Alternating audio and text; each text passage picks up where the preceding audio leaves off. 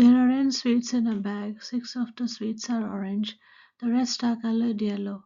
Hannah takes at random a sweet from the bag. She eats the sweet. Hannah takes at random another sweet from the bag. She eats the sweet. The probability that Hannah eats 2 orange sweets is 1 out of 3. And show that n squared minus n minus 90 equals 0. And solve the equation to find the value of n. So if we have a bag and there are 6 orange sweets and the total number of sweets is n, so the number of yellow sweets would be n minus 6. But we are not worried about the yellow sweets here, but we just the question doesn't ask about yellow, it just says the rest are yellow. So the rest are yellow, n minus 6 would be yellow. So yellow sweets. So then Hannah takes at random a sweet from the bag. So she eats the sweet, and we need to find the probability that the first sweet is orange and the second sweet is also orange. So that would be the probability that first sweet is orange equals, there are 6 sweets out of n, so 6 out of n, I mean 6 orange sweets out of n. So probability that the first sweet is orange will be 6 out of n, and the probability that the second sweet is orange would be, now she has eaten the sweet, so now there are 5 sweets.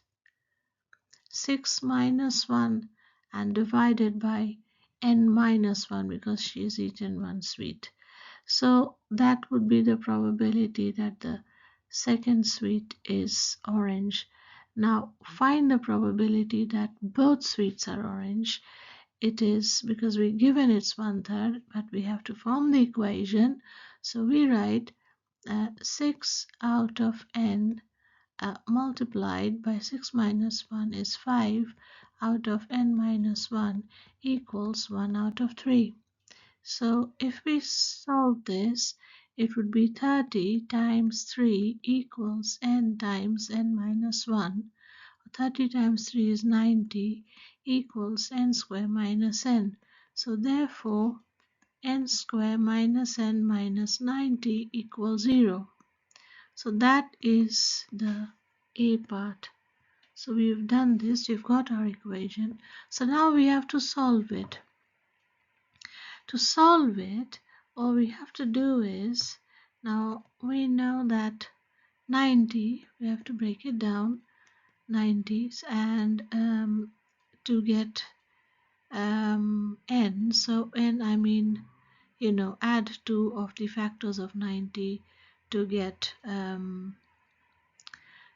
to this n. So you see 9 times 10 is 90, so that should be enough. So n square minus, I can say 10n plus 9n, that would be minus n, and then minus 90 equals 0. So n times n minus 10 plus 9 times n minus 10 equals 0. N minus 10 times n plus 9 equals 0. And what this gives us is n cannot be negative, so we have n is not equal to 0 or not less than 0. So n cannot be less than 0, or we can n cannot be negative. I'll write like that. N cannot be negative.